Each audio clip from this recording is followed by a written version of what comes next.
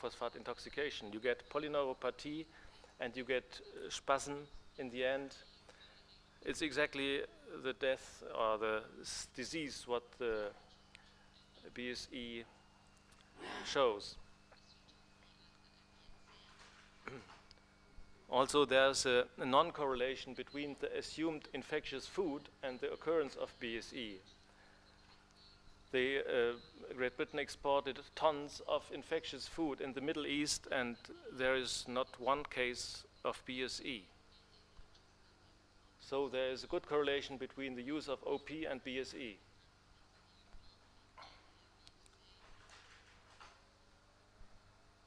Yeah, this is the alternative hypothesis, which is testable and very easy to see.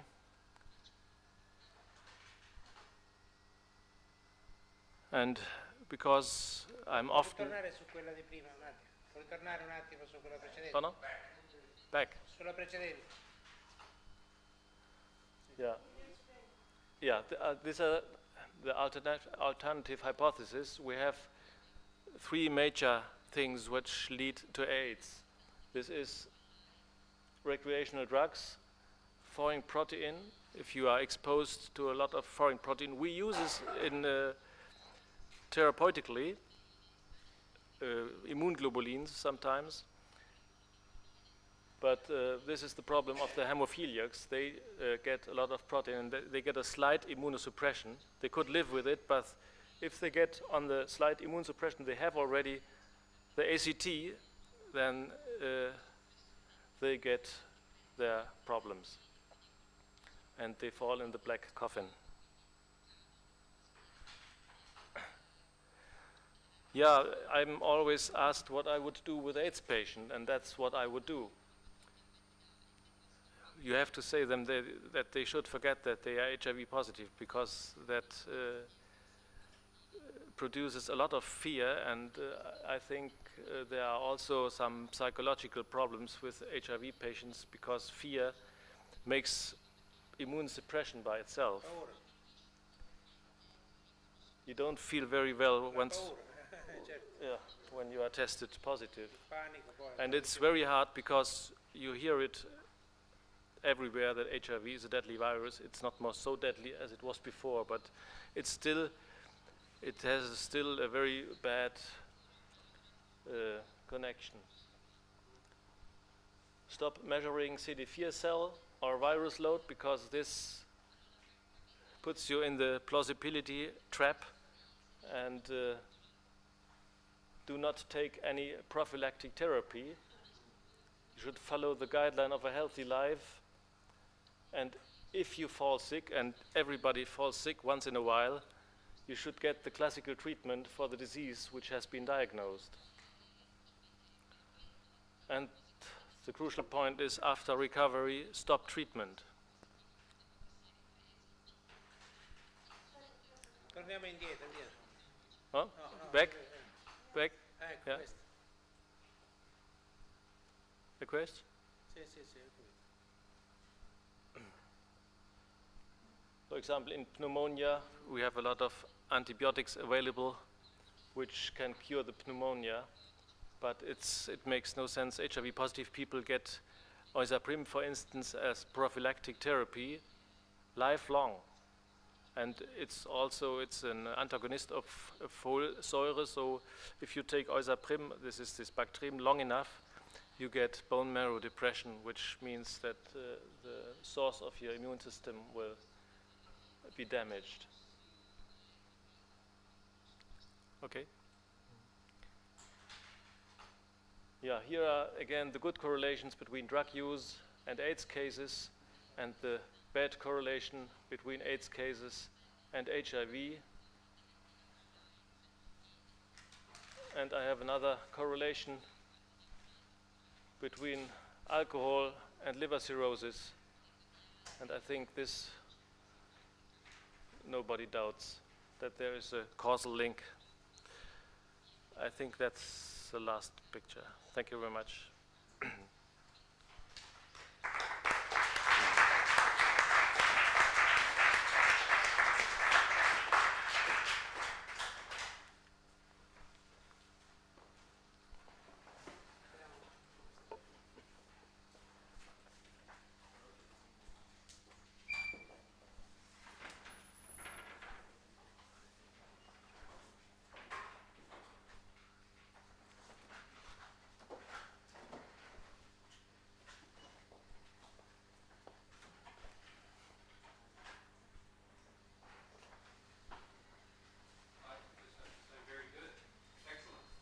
Thank you very much.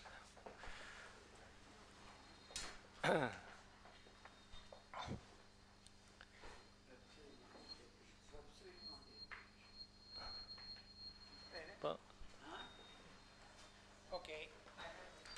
Allora, un momento, ci sono due interventi. Un momento. Aspetta. Allora, siedi. Momento. Aspetta. Attends.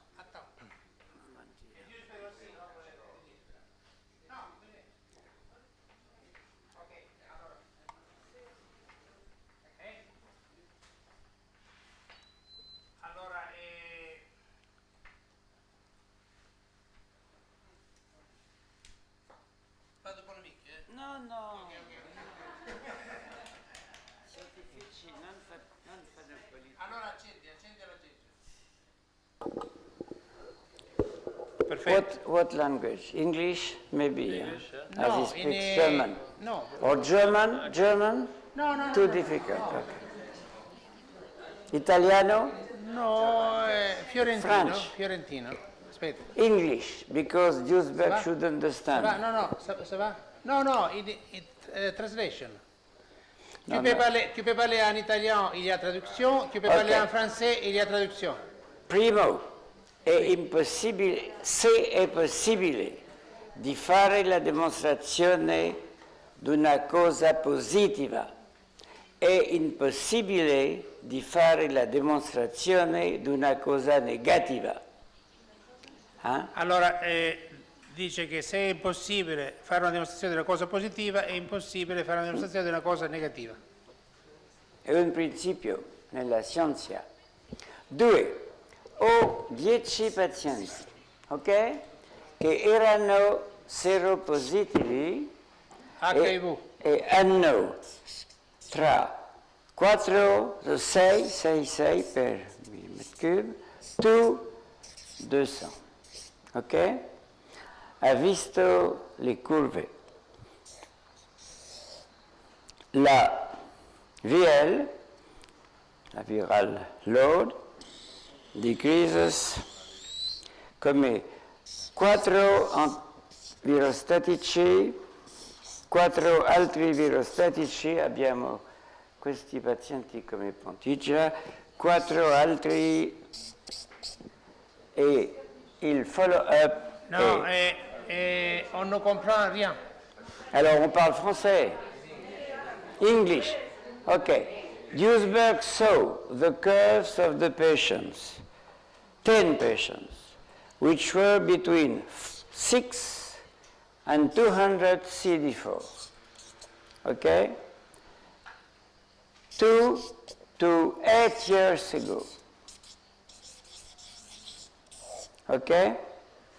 They were very sick, candida, etc.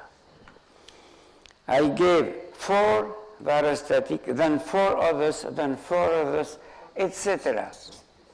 Toxicity 0, resistance 0. And the viral log is an exponential with a rapid phase and a phase which is below 20. Okay? 2 have a chimerism. 2 have a hepatitis C. Their curve is like that. Okay? During the ascendant, one got a herpes 6 infection. He had a rebound, measurable rebound. Another one has a CMV IgM. Another one had the EBV IgM. Others had herpes zoster and so on. Each time there is a rebound. So I want to to marry the classical HIV-1 hypothesis, to which I believe as a activator of the immune system, which is, as I showed this morning, a self-excitated system, which goes to death. And the Duesberg hypothesis. Both are right and both are wrong. So, why being on the left and being on the right when you can be in the center? Gaulliste de gauche. I don't understand. This patient, if you can explain me, if you can explain me your hypothesis on these 10 patients, you showed the curve this morning. You gave me very good advice to publish in snobbish journals, scientific journals. Ok, allora sentiamo la risposta di Spain. La risposta di Yeah. Klaus Köhnlein. The problem is whether a therapy works or not. Whether a therapy works or not.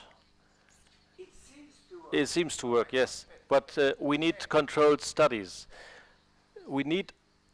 Obviously, we need controlled studies to decide whether a therapy works or not. No, we need a group which is treated with normal treatment, with antibiotics and classical treatment, and we need a group. And we need a group which is treated with antivirals for a long time to find out. Yeah, but we have not the control group. Maybe the control group would be much better off. Yes, yes, of course. Yes, I have. Yes, I do. I do, and they keep well. And yes, I do. And they stay well. But to have a proof for this, we need long-term clinical trials, and we don't have.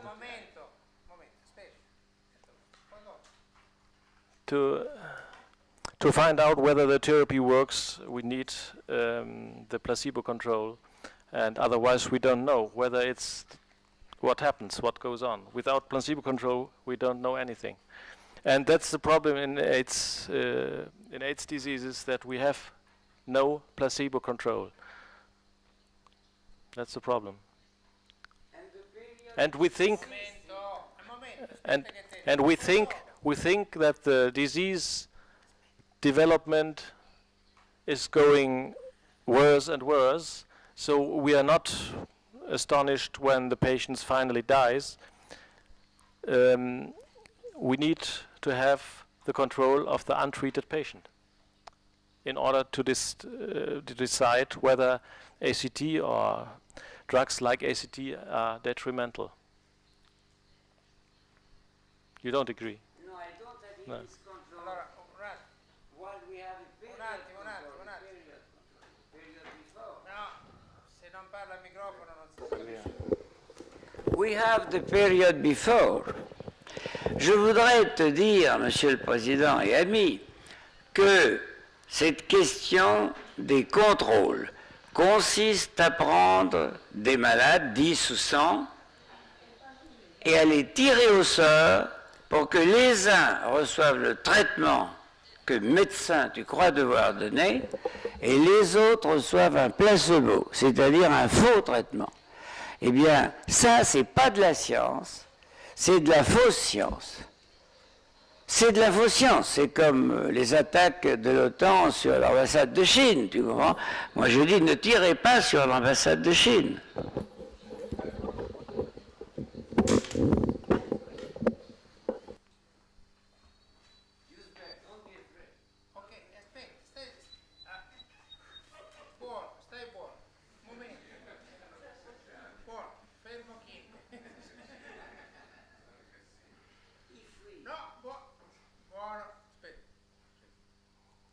Yeah.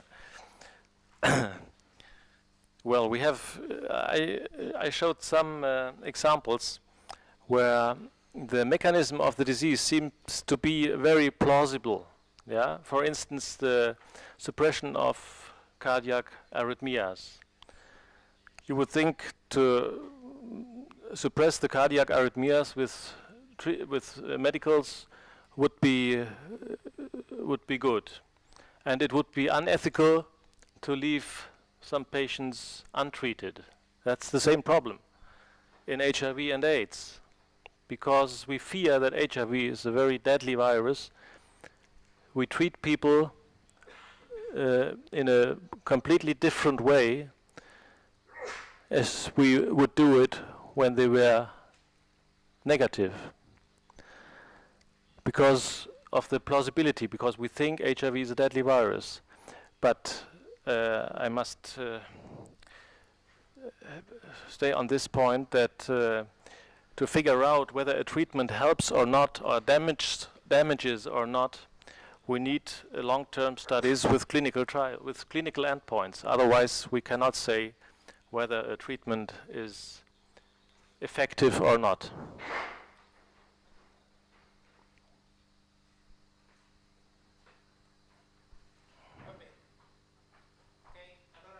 Sentiamo. Oh.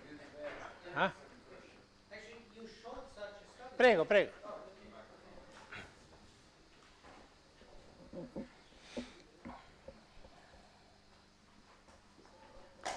Ah, attenzione, il filo bisogna riattaccare. Ah, la lavagna.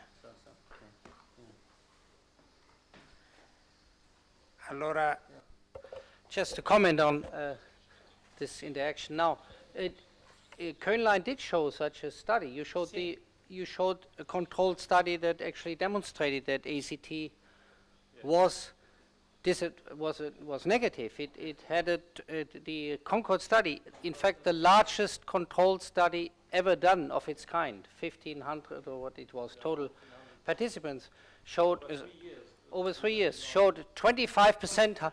In fact, the only problem was it had a French leading scientist in it, Seligman. Otherwise, it was an excellent study, you know. No, they showed 25% higher mortality on the treatment group than in the placebo group. That was pretty strong. I mean, he showed the data on this, yeah. Yes, I showed the data. Yeah. It was a tough last. Yeah. They are condemned by Saint-Cyr. They're condemned by the Pope, oh? Yeah. The Catholic Pope. Oh yeah, sure. the English big. Okay. So on the second point, I wanted to ask. okay, abbiamo capito. Oh, no, I was asking. Uno per volta. Oh no, that was my question. Hasn't come Uno yet. alla volta, per carità. Okay, Uno good. alla volta. Okay. Sì. I have a question. Oh, okay. The question that was only a comment on the previous. Sì. The question was, or not even question, more comment also. Sì. We talked about this once. You showed the evidence. Maybe you should introduce it now of Deneen, that the so-called hepatitis C virus is in fact likely to be human DNA. Oh. Yeah, he could, Professor Deneen from Lübeck, he is very close to Kiel, that's why we know him. He showed that he could detect HCV sequences in the human genome. He could find this sequence in HCV negative people. So this shows that you find this in the human genome, and it's not a pathogen at all. In fact, he sent me a reprint recently. It finds it even in chimpanzees. Yeah? It's Yeah. chimpanzees as well. Yeah. Yeah. So it's human. Uno per volta. Sì. So the sequence that was named viral RNA in this case is in fact a human messenger RNA that is expressed in diseased liver but not in normal liver. It's simply a major flaw. Because the Chiron patent and the Science publication 10 years ago, it became a dogma in America. They immediately patented it. The Red Cross and the American FDA approved it as a required test for all blood transfusions. Chiron now, so there are 12 million blood donations done. They get about $5 a piece. They make $60 million a year on that test. Chiron immediately bought Cedars, gave our department, Dan Koshland was the editor of Science at the time, published it for Penrode, gave our department $2 million in slush funds, and at Penrode, in the meantime, only gets chauffeured limousines. He's now dean of the public health school in Berkeley at Penn for this wonderful discovery. And we have never seen the virus. His wife is going to horse races in Ireland, flying her horses in the plane together with herself. All on tests for mandatory tests for the virus that is a human RNA. It's not bad, huh? That's real science. Momento. So that's just what I tell you from in-house a little bit. Sentiamo from this guy. Klaus. Yeah. Prego. Yeah, I only can Good morning, science. say that we have with HCV a similar problem with HIV, because we, the orthodox doctors, think, because there is this correlation between HCV and hepatitis. Sometimes it's very weak, but sometimes there is a correlation, and there is also the slow virus concept still, which says, well, you get it now, and 30 years later you have your liver cirrhosis. And when you tell people this, they are very eager to get any treatment. And there are a lot of doctors. We have a lot of doctors in Germany, and not very much patients, because a lot of them are very healthy. So we are lucky when we get some more patients. And so now we treat completely healthy people with problematic drugs. For instance, interferon is a very expensive treatment, which make again other people very rich, and it has a lot of side effects. It's once people take interferon, they get sick. They get sick. Before they were okay. Once they get the interferon, they get fever, they get sweats. They really get sick then, and then they know I'm sick.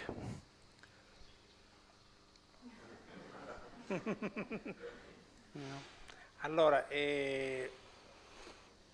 dobbiamo sentire altre esposizioni. Il dibattito proseguirà, quindi sicuramente adesso il professor Mathé si mette accanto a Cristina, quindi ecco lì sarà tranquillo. Momento. E quindi poi proseguirà il dibattito. Forse dovremmo sentire sicuramente Giorgina Stewart, no?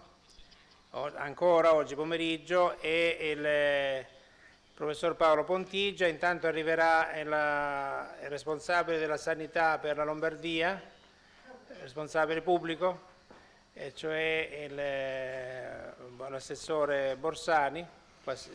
Aveva annunciato la sua partecipazione per dare un saluto, no? E sentiamo se c'è qualche altra notazione, forse qualche altra notazione? No, Rasnick, no, nessun'altra notazione. Ça va?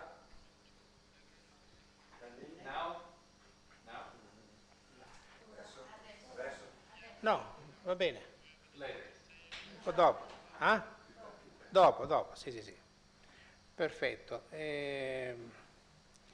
Quindi dovremo sentire anche in seguito Gordon Stewart e anche Scendali, no? Il nostro poeta che viene da Pechino e che non si trovava all'ambasciata di Belgrado quando è stata colpita dalla bomba, ma a Pechino, no? Ecco, allora ancora 5 minuti di intervallo.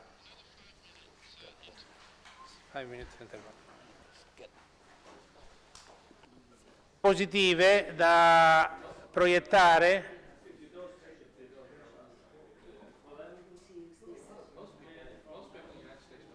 Giorgina Stewart ha delle diapositive, se c'è il tecnico per...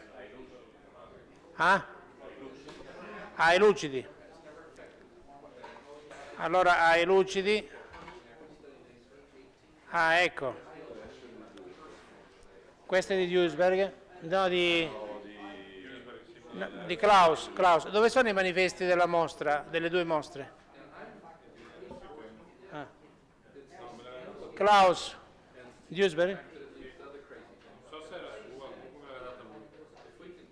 che è Klaus, è sua? Questa? E Peter? Peter? Qua.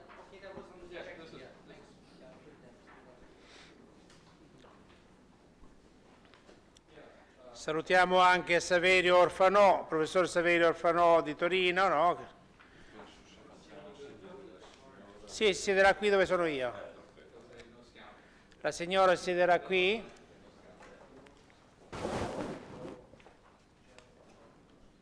No, i manifesti. No, questi sì, possono essere distribuiti. I manifesti devono essere... teniamoli in fondo.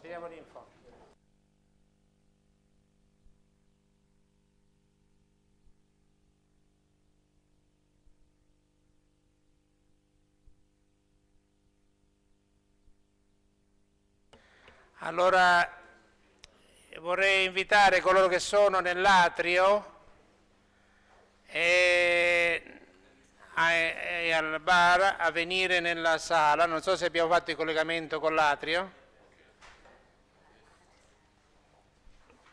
per riprendere i lavori di questa che è l'ultima seduta della giornata prima del ricevimento, con cui si inaugurano 2 mostre. Metta pure lì. Ah, sono 2. Ah, ecco. Va bene, ne metta lì una qui e una lì in fondo. Non so. Quella di Nasso lì in fondo, questa qui metta quella di Vangelli. Allora, dopo, con il ricevimento, noi inauguriamo 2 mostre, una di Antonio Vangelli e una di Enzo Nasso. Allora, dell'esposizione di Claus Köhnlein c'è un testo scritto?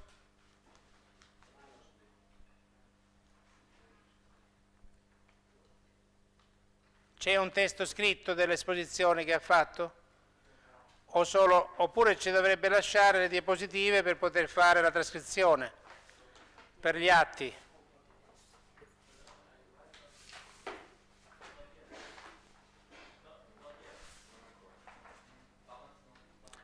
No, allora ci deve lasciare le diapositive per una settimana in modo che noi facciamo la trascrizione a partire dal testo, per pubblicare negli atti del congresso. Invitate per favore coloro che sono nell'atrio a entrare, perché riprendiamo i lavori.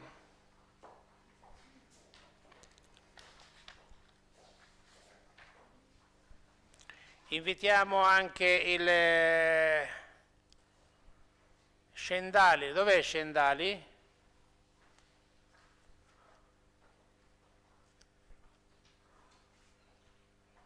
Scendali a venire qui al tavolo.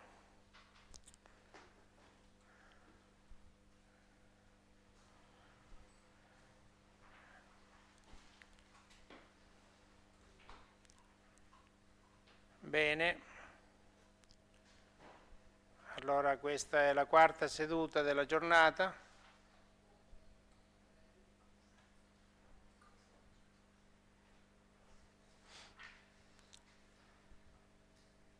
Ci auguriamo che gli amici dall'atrio vengano, ritornino qua, in modo da riprendere i lavori. Allora siamo qui con Giorgina Stewart,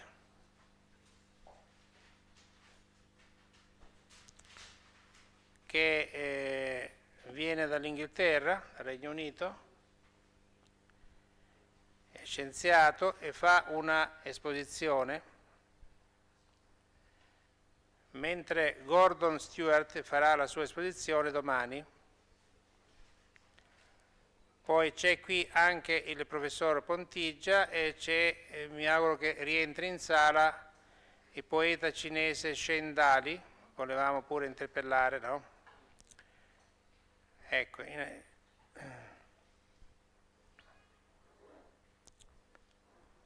Va bene, allora noi riprendiamo quindi i lavori.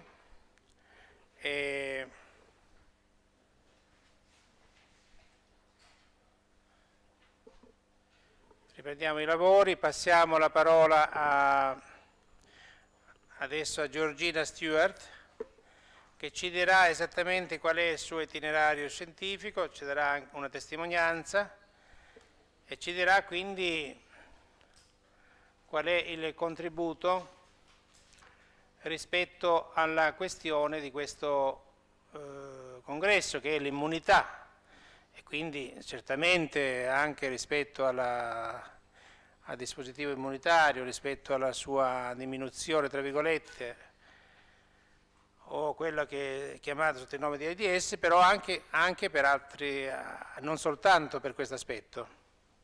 Quindi l'immunità. Allora sentiamo Giorgina Stewart. Prego. Accenda questo. Thank you. Good afternoon. I don't think I'm really going to speak about immunity. Più vicino, microfono. Più vicino. Yeah, again. Sorry. Good afternoon. I don't think I'm going to speak so much about immunity as lack of immunity. I'm going to describe an outbreak of syphilis in Bristol. And what we found in this outbreak was an association with a particular group of people with a particular lifestyle, which certainly increased their susceptibility to the infection. But before I do that, I think I better tell you a bit about where I come from and what my job is. I come from Bristol in England, and I work... Sorry, I thought I was speaking slowly.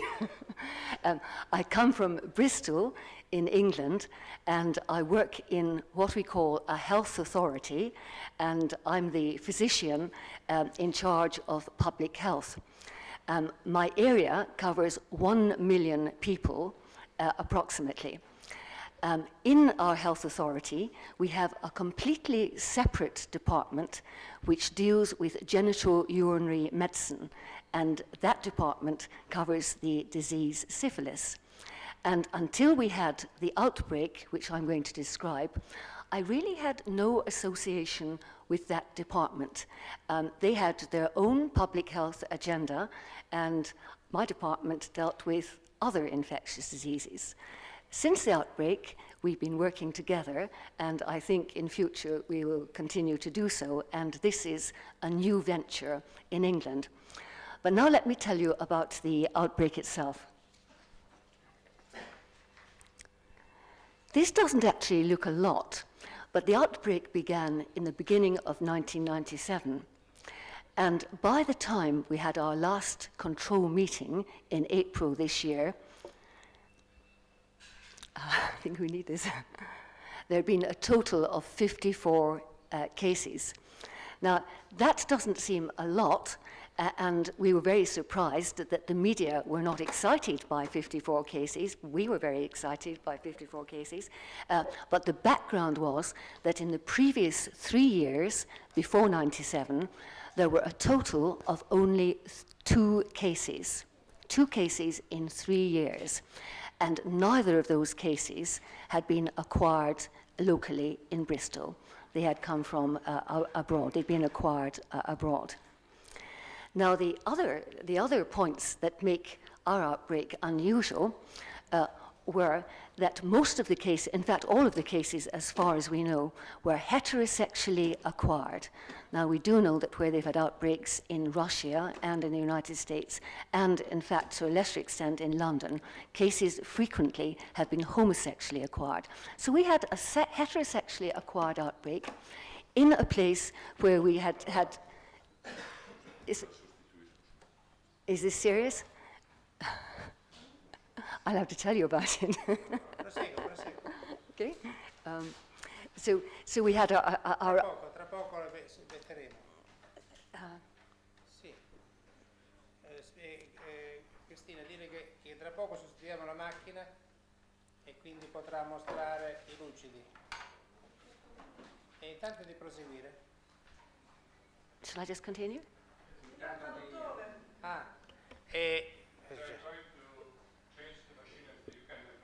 Oh, thank you very much. Grazie, dottor Salvini. Allora. As I was saying, we were faced with a very unusual situation. Unusual in the number, unusual in that it was heterosexually acquired, and unusual in that none of the cases appeared to have been acquired abroad. So this was for us an unusual outbreak. Now, as I said before, I was not used to working with the genitourinary medicine, I call that GUM department. We had not worked together before. But after there were 10 cases, we thought perhaps we should do something together. So we wrote a letter to the local doctors, warning them about this and advising them that of the risk categories so that they could raise their suspicion of the disease, because like us, they had not seen this disease in any numbers for a very long time. So we didn't really do anything else about this until several months later, in August 97. And by that time, there were over 30 cases. So the cases were mounting fairly quickly. And at that time, we decided we had to work together. The two departments, my public health department and the GUM department, decided at last that we would work together in this outbreak. So we did what our department always does when we have any outbreak, tuberculosis or meningitis. We formed an outbreak control team. And we decided that we would do a plan to control the outbreak. And that, of course, emphasized increasing contact tracing. Also, giving more information to both doctors and the public, keeping them aware of this, and also to the media. We decided at this point that the media would be useful. We normally consider the media a nuisance, but we decided we could use the media on this occasion. So we progressed with this. Yeah, it's working now, thanks. Yeah. And we also, as part of our control plan,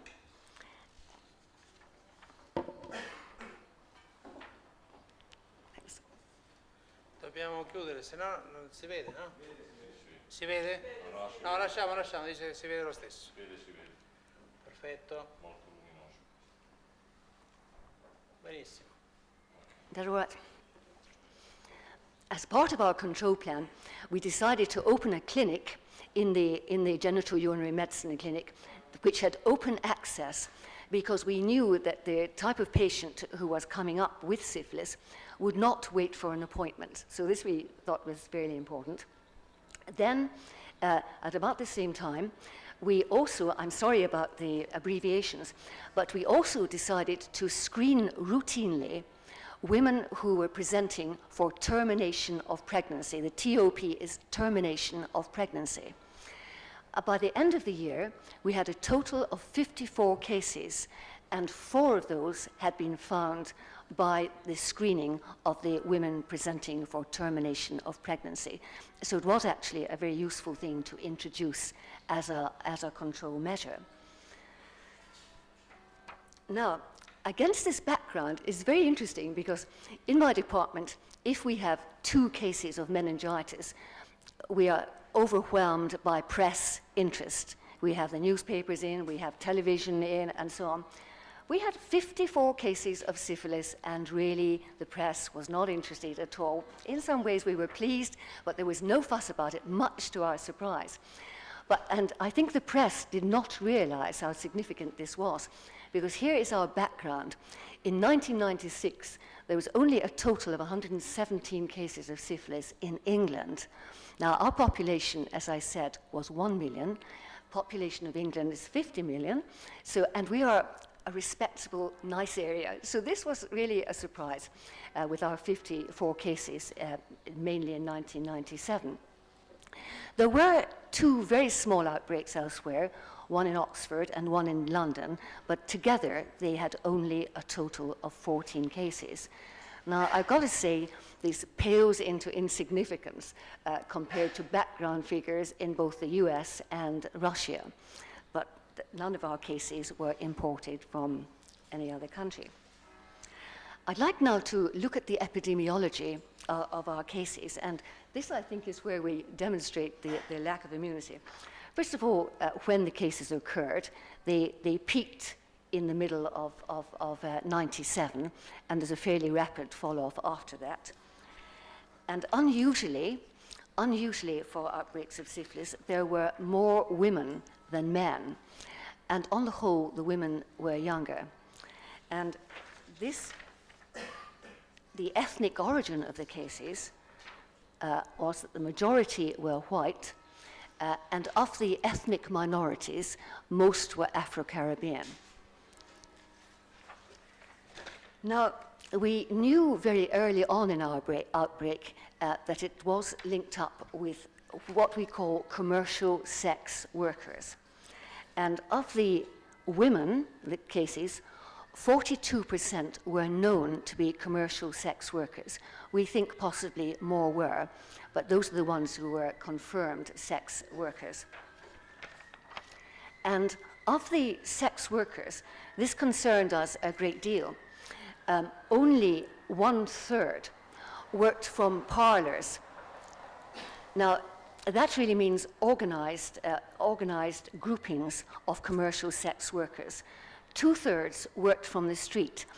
The significance of that is that there was considerable medical input into the parlors and a fairly good relationship between the genitourinary medicine department and the people working in those parlors, whereas there was no health education or no medical input whatsoever into the commercial street workers, the sex workers in the street. So this was worrying for us. Among the men, a higher percentage were known to have had sex with sex workers. So that was, by this time, no surprise. Drug use, again, was a factor that we recognized early on. And here are the figures. Quite a high percentage used drugs, 41%, but many more, in fact, had contacts who used drugs or partners used drugs. And overall, 55% of people either used drugs themselves or had partners who used drugs. Now, that is the ones that we know very definitely about, and we're pretty sure that there will probably be considerably more where we didn't have the history. Prison, again, this is becoming, a fairly clear-cut picture.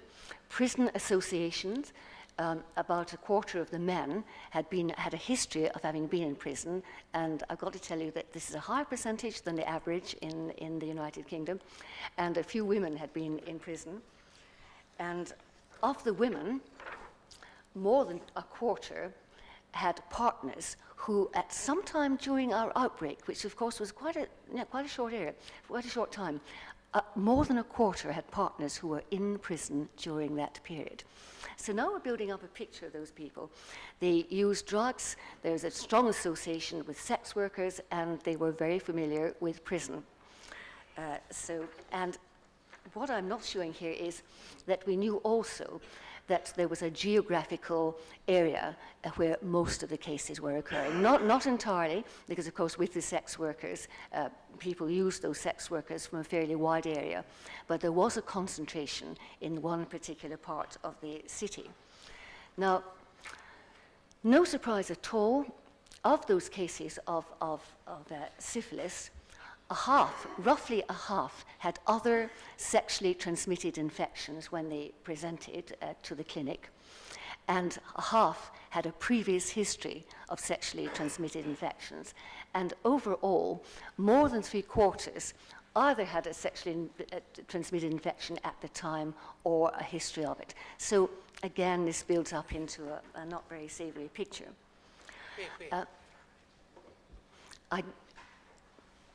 As we all know, contact tracing is absolutely essential in control of an outbreak.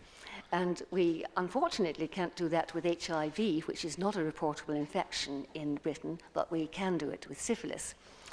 Traditionally, contact tracing proceeds like this. Now, I'm sorry I'm not using PowerPoint, which I would have liked for this demonstration, but it comes out very much better in this. But if I just explain that the solid circles are cases and the blank circles are contacts. Now, with traditional contact tracing, you get details only from cases. So this is a case and is mentioned contacts, and you only concentrate on the case among his contacts and get details from that. Now, there is a method, I'm sure Peter is very much aware of this, which is widely used in the States, but had not been used in the United Kingdom. And this is just a demonstration of it. In addition to getting details from the actual cases, you get details from the contacts, both the contacts who are identified and the contacts who are not. So in other words, in the contacts who are not, you're getting second-hand data. But you not only get sexual contacts, you get details of social contacts. Now, the social contacts in this type of illustration are shown by the broken line, the dotted line, and the sexual contacts by the solid line. The health advisors in our GUM clinic decided that they would use this American method and apply it to the outbreak in Bristol. And this is what happened. I don't think I've got a pointer, so I'm going to have to use my finger. We had a case in the center, and that man named 5 contacts.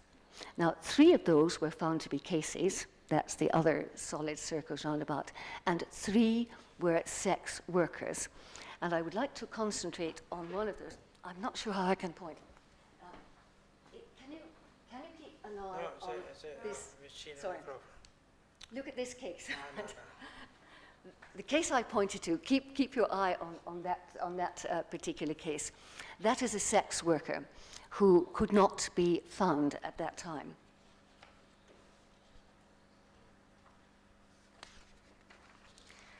Now, that sex worker was then named by a further case. Get here. We still couldn't find this sex worker. We were becoming very interested in her. She was then named as a social, not a sex contact, of another case, this case. So by this time, we were very worried, and we managed to find out that she had gone to another town called Maidstone. So it was rather difficult to contact her. But in a further visit from this case, we found that in fact what had been described as a social contact had been a sexual contact. So now we have 3 cases who have named this woman in the middle as their contact, and still we are unable to find this lady. So here we have another case, and you will not be surprised to find that that case also mentions this person as a contact. So now we have 4 cases mentioning this one contact who is in another town. So at this point, we decided that it would be a very good idea for one of the health advisors to take a trip to this town, which she did, and found that in fact this person was a case of syphilis, and the small circles around about are other contacts mentioned by this case in the town to which she had moved. So you see how the cases are building up. Now, sorry, I'm just going back on this previous case. I would now like to switch your attention to this case. This is a man who lived in Bristol, named as a contact by now, originally that case and now this case. Now, here we find that he is named by yet another case, a 3rd case. So again, we're building into a situation where we have a contact, and the interesting thing about syphilis is we know that a person can be infectious for up to 2 years with syphilis. So as a public health problem, this is actually very worrying indeed. If you have somebody in the community, sorry, too fast, somebody in the community who can continue to be infectious for 2 years, the potential for spreading infection is very considerable. Now, back to Our Lady in Maidstone, she had yet another case, and so it goes on. Now, the interesting thing about this presentation, this type of presentation, is that you can superimpose on your diagram drug taking and sex workers. And if we do that, I'm sorry, it comes out so much better in color. This doesn't really work terribly well. But there are, what you cannot see here is that some of the circles are now a solid different color, a purple. But anyway, it illustrates the idea that we can show cases who are established sex workers, who are suspected sex workers, and also contacts who are sex workers. You're not seeing the full thing because you can't differentiate the colors. We also use it for drug use, and like this. Again, this is losing in the color. But we've built up a picture illustrated by this method, I think very well, of a highly susceptible population. And again, we have, by contrast to Peter's talk, we have a disease where there is really no doubt about the etiology, but nevertheless, there is a very big component of social susceptibility. Now, I think perhaps you won't be too interested in the next bit, but for us in public health, very worryingly, there were 120 contacts, and of those contacts, about a third were not identifiable at all as columns. And of the contacts that we did actually get to the clinic, half were found to be cases of syphilis. So that is really our outbreak. There is some doubt about whether we controlled it or not by having our outbreak control team. If we look at this chart where you see our outbreak control team, it looks very good. The cases fell off after that. But if we, instead of plotting when the cases occurred or when they came to the clinic, if we try to work out from the presentation of the disease when they actually were infected, as opposed to when they came to the clinic, we get a different picture. It looks from this as if our outbreak control team and our control plan perhaps was coming in at a time when the outbreak was beginning to fade out anyway. We will never know the answer to that. The up-to-date picture here is that when we decided that we no longer needed an outbreak control team in April this year, we had what we thought was our last meeting, and 2 weeks ago we've had a further case in the same population. So, that's it.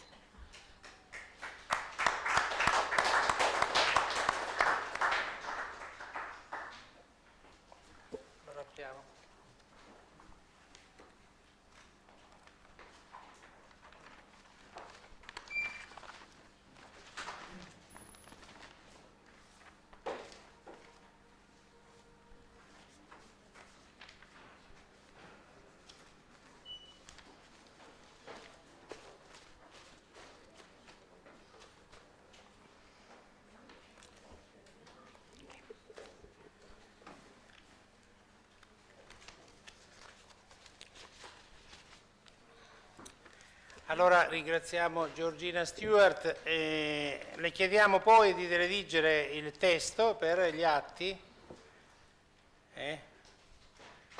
Quindi chiediamo gentilmente poi a Giorgina Stewart di redigere il testo per gli atti di questo congresso, perché sarà molto difficile fare una trascrizione e quindi è bene che così traduciamo dal testo in originale. Va bene? Allora, sì, prego, allora forse c'è appunto Peter Duesberg che vuole intervenire adesso e fare una domanda, prego. In English? Okay. Prego. I mean, this may sound perhaps unnecessarily provocative, but why is it actually such a concern if somebody has syphilis? Obviously, as you said yourself, 12 million people have syphilis per year, and they don't die from it. Syphilis has been as old as mankind is. And in fact, logically, actually, it's impossible that a venereal disease exists, a microbial venereal disease exists that could be fatal, at least consistently fatal, else it wouldn't be around. Such a combination, if a venereal disease were consistently fatal, the microbe wouldn't be here and we wouldn't be here. So obviously syphilis must be as old as mankind is. Why is it such a concern compared to strep throat or flu? Well, I think I prefer to flu, quite honestly. I realize that, but I mean, I still don't see why is it such a concern then. I mean, it's obviously not a very serious disease. I mean, these people. Well, it is actually quite a serious disease. So what is so serious about it? What is so serious about it then? Is your question that is this a serious disease? Yeah. Un minuto. Yeah. Why is one so concerned in identifying and pursuing it? Yeah. Why is it a serious disease? Yeah. It is a treatable disease, so if it is diagnosed, then it is treatable. Yeah. Unfortunately, if it's not diagnosed, and quite a number of cases are not, because some cases may, particularly in women, may be asymptomatic. Now, in those cases, there is a huge catalogue of pathology, associated pathology later in life. Heart disease, well, practically any organ in the body, particularly neurological disease, heart disease, certainly can be fatal. Particularly in old textbooks, there are huge sections given over to the effects of syphilis. Now, more particularly, it can be congenitally transmitted, and the child can be very seriously infected indeed. So I think for all those reasons, it has always been considered one of the most serious But of the sexually 12 transmitted diseases. Yeah, of the 12 million you reported are infected every year, how many are dying from it, by the way? How many? I don't know. The people who are diagnosed are not dying from it if they do get treatment. Well, I know that, I really but don't know the mortality figures from that. In the countries where they're getting that number, we don't really have very good mortality figures. Do we have any mortality figures now? I don't have. I think there are very, very few deaths in the UK from syphilis per year, and any that will occur will be in people who got the infection years ago. They're dying of the secondary or tertiary effects of syphilis. I understand that tertiary syphilis is a story of the past. It was a consequence of treatment with arsenic and mercury, but now there is no more. Piano, In the last 30 years, I checked. Non sta traducendo, un momento. Sì, traduce? Yeah, È mio che si è that fermato. tertiary syphilis has disappeared completely since penicillin is used and so on. Anyway, and it has since yes. the treatment with arsenic and mercury stopped, that was the cause of tertiary syphilis. That's why people got neuro disease from mercury and arsenic, not from syphilis. I think that would be extremely difficult to prove. I have never heard that theory before, and I think that Well, it's if extraordinarily 12 difficult million to people to get prove. infected, wouldn't you see tertiary syphilis a lot? If that Uno were per a volta. consequence of infection? Sorry. If 12 million people annually get infected and tertiary syphilis were a consequence of syphilis infection, a lot of people should have tertiary syphilis and nobody has it anymore. Well, I wouldn't like to say that nobody had it. I think in countries where they're getting large numbers, you have moved to 12 million throughout the world. Most of those are in countries where people are dying of other things before they get to the stage of tertiary syphilis. So actually there's no more evidence then for tertiary syphilis. I mean, that's what I found. I checked it and I couldn't find any data on it in the last 30 years. Yes. Doesn't yes. occur anymore. I think we obviously, I think nobody has figures on pathology or on causative death. Do you know of any disease where in the third world where the cause of death is accurate? I don't. No, I mean, it's just non-existing, that's what I'm saying. I Yeah. thought you knew, but... Nobody knows. so Nobody knows. I mean, if nobody knows, how do we know it's so bad? Yeah. That's what I'm trying to say. Ask WHO, they collect the figures. Okay. But I have never heard anyone else come out with your idea that arsenic caused tertiary syphilis. I think that is nonsense. Well, that is described. Brandt has an article in it in JAMA, and well, that's the one I know. It's a long article. He was a CDC venereal disease expert. They get a gram of arsenic for 2 years. That's the standard treatment. It's worth almost like ACT per day. A gram. The syphilis positive tested was treated with a gram of salvarsan or arsenic compounds per day for 2 years. Yes, but tertiary syphilis occurred in people who did not have any treatment, because I said... No, it hasn't. That's the point. I'm saying since that has been discontinued with penicillin, it has no longer appeared. It's not in the statistics anywhere I could find. It's gone because the treatment was stopped. I don't think it would be useful to argue any further on this point, because now with penicillin treatment, it is effective. Well, or even no treatment. No treatment, penicillin treatment, have eliminated tertiary syphilis.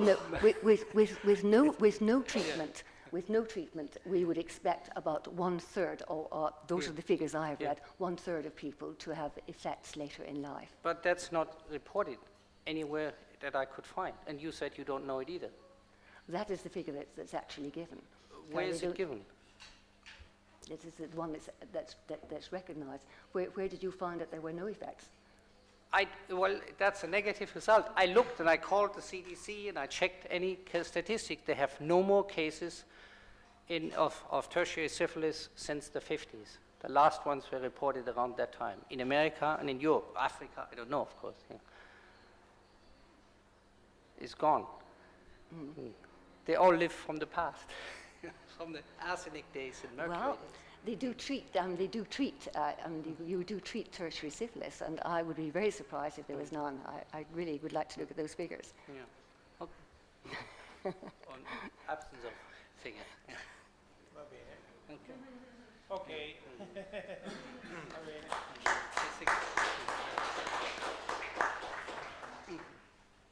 Allora, il professor Paolo Pontiggia, no? Magari una comunicazione breve. E poi Scendali, Scendali ci dirà, no, non oggi, domani, va bene. Intanto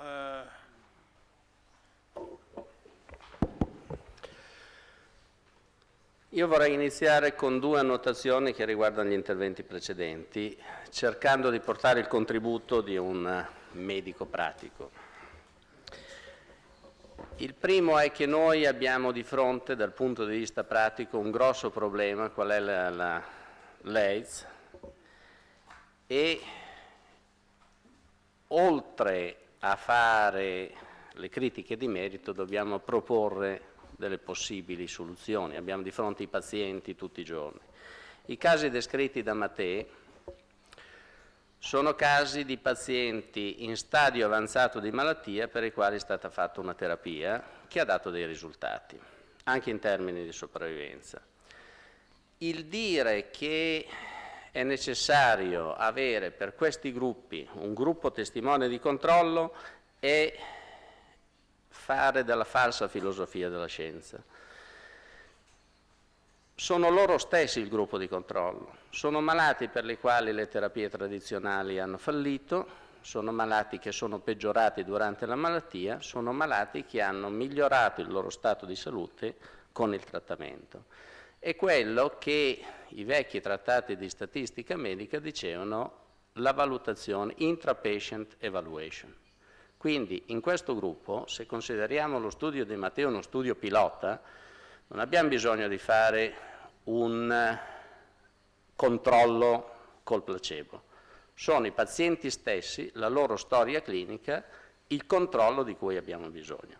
Se consideriamo lo studio di Mathé uno studio pilota, dobbiamo dire che bisogna prenderlo in considerazione e sarebbe interesse e sarebbe obbligo delle autorità sanitarie riprendere su scala maggiore uno studio pilota che ha dato dei risultati verificabili. Questa è la prima annotazione e non è che lo faccia per simpatia per Mathé, è che credo che sia così. Quando ci troviamo dal punto di vista clinico in una situazione difficile, dobbiamo cercare di uscirne con uno studio molto accurato su un gruppo piccolo di pazienti, altrimenti ci si perde. L'altra annotazione che volevo fare è questa, che se noi non possiamo negare il ruolo, acriticamente negare il ruolo dell'epatite C. Tutti i giorni noi vediamo pazienti con una malattia autoimmune, e qui torniamo al problema dell'immunità, che è la crioglobulinemia. Nella crioglobulinemia mista costantemente abbiamo un'associazione con l'epatite C. Vediamo tutti i giorni pazienti con tumore del fegato e quasi costantemente all'epatocarcinoma si associa la cirrosi e si associa l'infezione da epatite o B o C. Quindi è chiaro che non dobbiamo automaticamente considerare queste supposte o reali infezioni virali causa della malattia, sicuramente sono una concausa importante. Come potrebbe essere una concausa il virus dell'HIV nel determinare la patologia che noi chiamiamo AIDS. E queste sono le due annotazioni che volevo fare rispetto a quanto avevano detto gli oratori precedenti. Per quanto riguarda l'argomento più generale dell'immunità, forse mi pare che valga la pena di chiarire cos'è l'immunità. L'immunità è la nostra maniera di difendere l'organismo, di difendere noi stessi nei confronti dell'aggressione dell'ambiente esterno. La selezione che si è prodotta nei millenni ci ha dotato di strumenti sofisticati per difenderci dall'aggressione degli organismi, dall'aggressione degli agenti esterni. Abbiamo diversi livelli di immunità, non vi sto a tediare, comunque abbiamo un'immunità che riguarda l'aggressione da parte di agenti patogeni, i germi per esempio, abbiamo un'immunità più sofisticata che comporta la produzione di anticorpi e abbiamo tutto un codice genetico che controlla la regolarità della nostra reazione immunitaria all'esterno. Sono meccanismi molto sofisticati che sono stati utilizzati con successo per ottenere la vaccinazione. Il primo uomo nella storia che si è accorto che l'immunità funzionava in questa maniera, stranamente è uno storico, Tucidide, nella Grecia antica. I greci hanno scritto tutto. Tucidide ha scritto, ha notato che i sopravvissuti a un'epidemia di peste non venivano attaccati dall'epidemia successiva. Quindi era chiaro che era intervenuto in quell'organismo qualcosa che aveva indotto una resistenza, cioè chi aveva contratto la malattia, era sopravvissuto, non ammalava più. E questo l'ha scritto Tucidide nel III-IV secolo prima di Cristo. Da allora queste conoscenze si sono pian piano affinate. Jenner, circa un secolo e mezzo fa, ha fatto la vaccinazione contro il vaiolo e da allora sicuramente tutte le ragioni dell'immunità si sono evidenziate. Adesso conosciamo molto dell'immunità. Non tutto, però sicuramente conosciamo molto. Quello che a mio avviso fa trovare impreparata la classe medica è il fatto che non ci sia resi conto che gli ultimi anni sono anni di mutamento della patologia. Eravamo abituati a una patologia prevalente batterica, adesso abbiamo una patologia prevalentemente o sempre maggiormente virale, e abbiamo, per ragioni naturali, per ragioni ovvie, selezionato uomini immunodeficienti, cioè dotati di scarsa attività immunitaria. Noi abbiamo protetto i nostri bambini con gli antibiotici, adesso questi, diventando adulti, hanno delle difese immunitarie, come i polli d'allevamento, dall'altra parte, hanno delle difese immunitarie che sono inferiori a quelle dei loro genitori. Contraggono più facilmente malattie virali. Quello che non riesce a capire la nostra società è che ci sono questi mutamenti e sono mutamenti importanti. Abbiamo, ho fatto l'esempio, l'epatocarcinoma associato all'epatite C, abbiamo all'epatite in genere, abbiamo i papillomavirus associati ai tumori della sfera genitale femminile, ai tumori dell'orofaringe, del collo. Abbiamo tumori associati al virus di Epstein-Barr, abbiamo tumori associati all'HIV. Recentemente si sta delineando l'importanza di un germe abbastanza comune che è l'Helicobacter pylori nella determinazione come concausa nello sviluppo del tumore dello stomaco. E questi sono solo degli esempi che probabilmente andranno ampliandosi nei prossimi anni. E quello che noi dobbiamo dire è che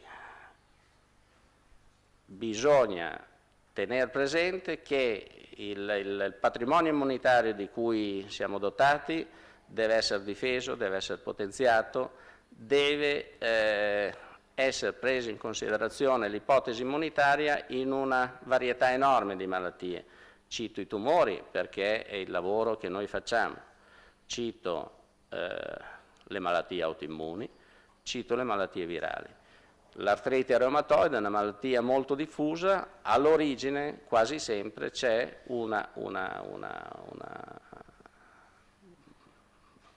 reazione immunitaria che ha preso una strada anomala e va ad interessare gli tessuti del nostro organismo.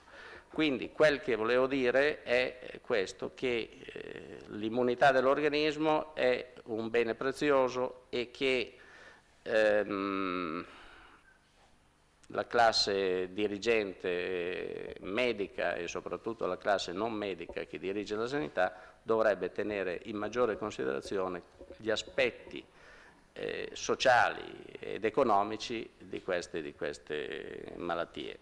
Vi faccio degli esempi.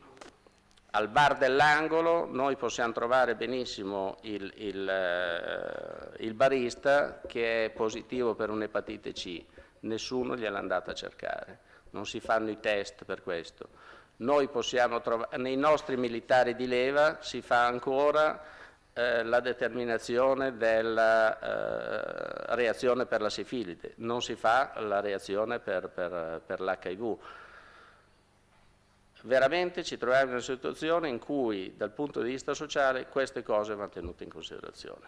Credo che basti e non voglio tediare il pubblico oltre il necessario.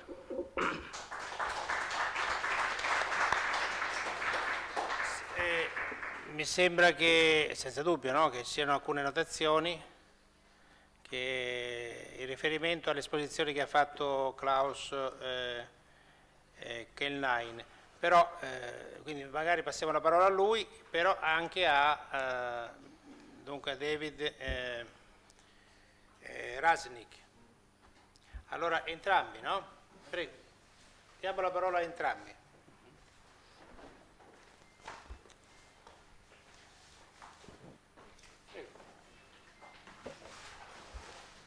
As you say, there is a correlation between HCV and cryoglobulinemia and liver cirrhosis, but that does not prove causation. That's the problem. No, there is a strong That can be the consequence, for instance. Momento, chiedo scusa, lei è intervenuto, adesso facciamo rispondere. Yeah. Yeah, that's my answer. There is a correlation, no doubt about it, but that doesn't prove causation. That's it. And we have, sorry. And we have no evidence. I showed the work from the New England Journal, was just published in April of this year, that there's really no evidence for pathogenicity. They looked for 60,000 infected women and they came out with 7 liver cirrhosis, which is less than you would expect in the normal population.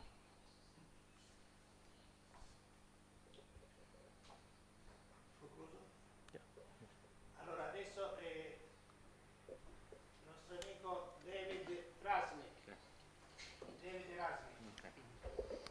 Prego, qui, accanto al professor Capanzano, e c'è qui anche la... Sera. Salutiamo l'assessore Borsani, prego, venga.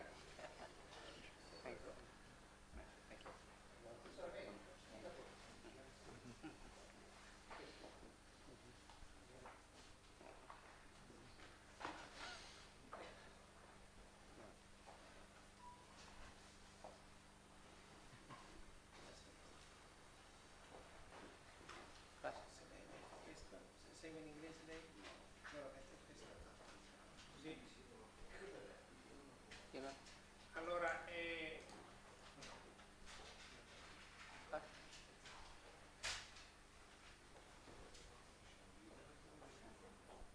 Go ahead. I want. David Rasnick, quindi risponde ancora a Paolo Pontiggia. Accendete quelle luci in fondo, sono spente. Quelle luci. Prego. E poi c'è un'ulteriore notazione da parte di Peter Duesberg intorno alla questione che noi stiamo discutendo. I'm first, I think. Yeah. Forse loro. Poi volete seguire, chiedo scusa un momento organizzativo, potete seguire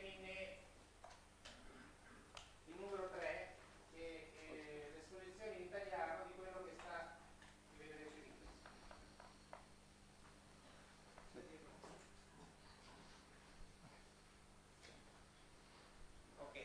Okay.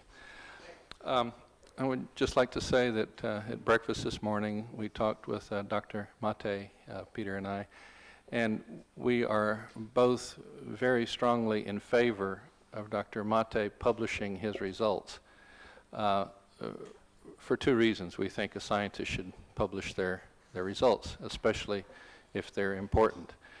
And also, the results that Dr. Mathé would like to publish would be the first time that they ever appeared anywhere in the scientific medical literature, that there was actually a beneficial therapy to AIDS. In other words, people who had AIDS symptoms as a consequence of anti-HIV therapy combinations, that these people actually got better than people who do not take these drugs.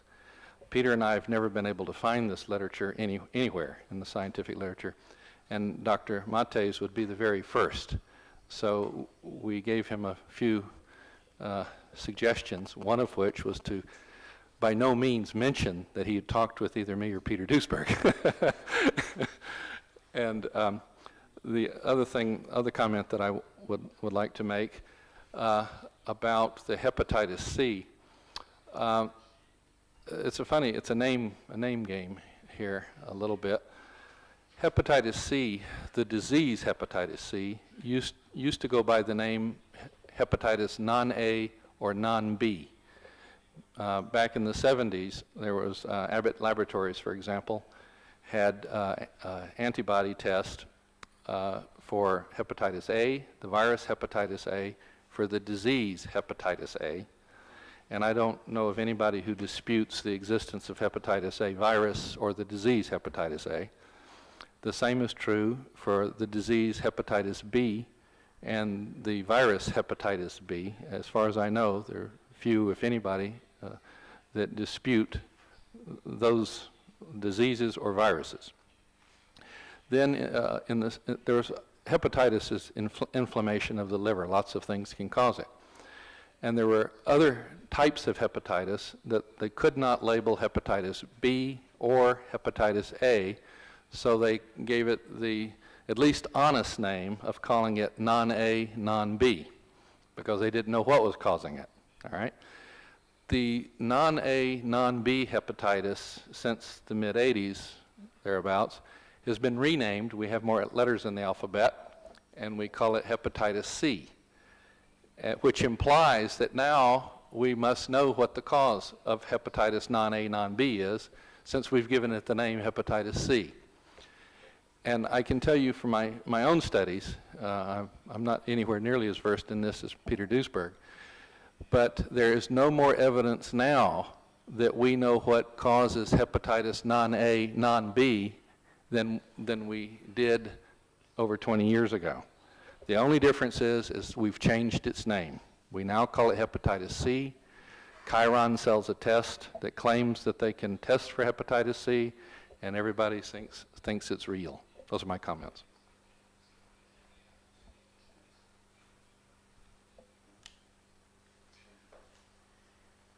Sempre sentiamo adesso Peter Duesberg, sempre a proposito di quello che è stato detto adesso.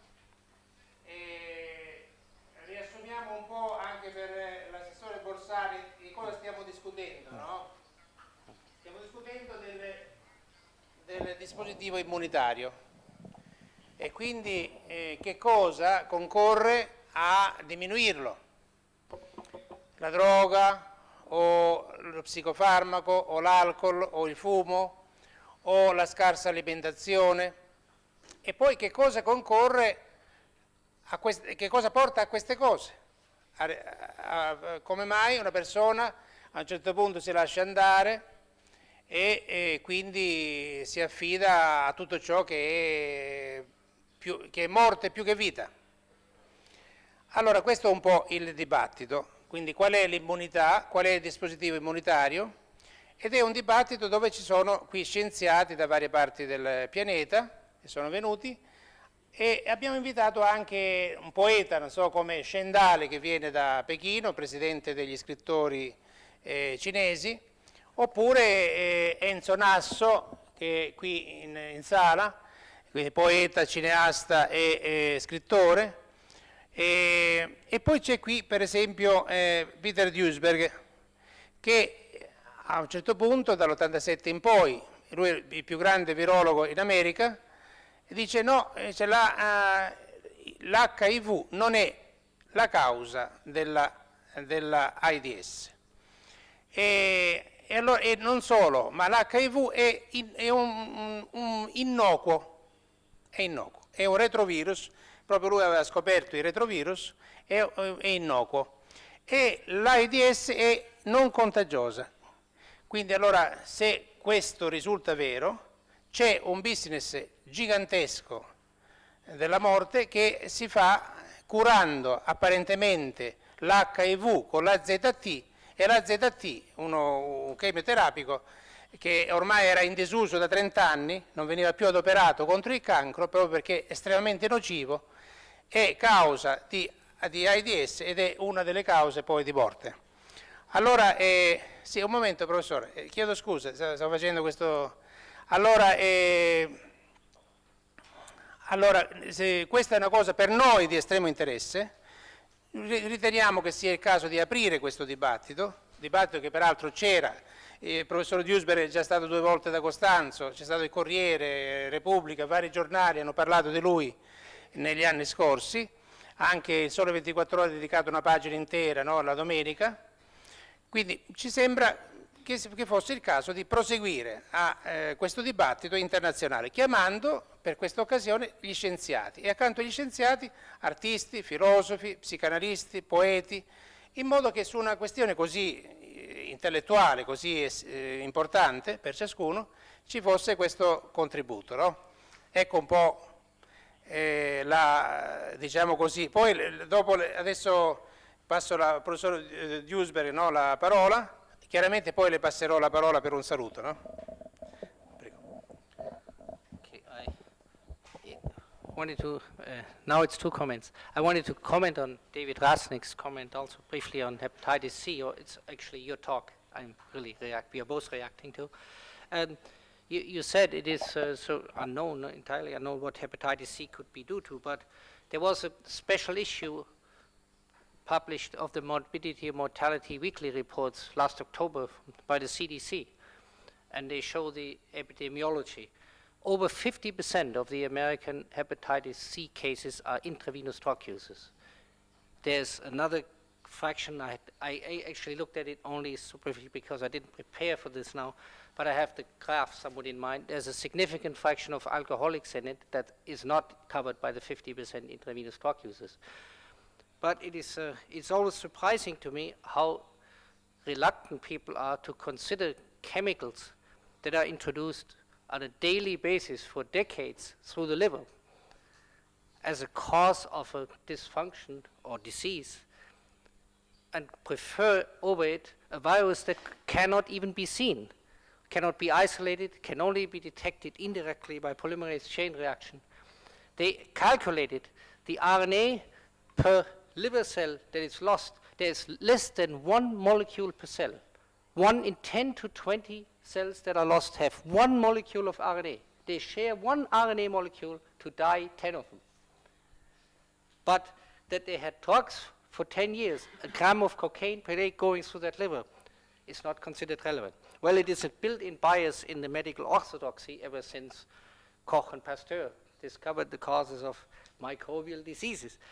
But it certainly is built in the Centers for Disease Control, which used to be called Centers for Infectious Diseases, something like that was its title until only very recently.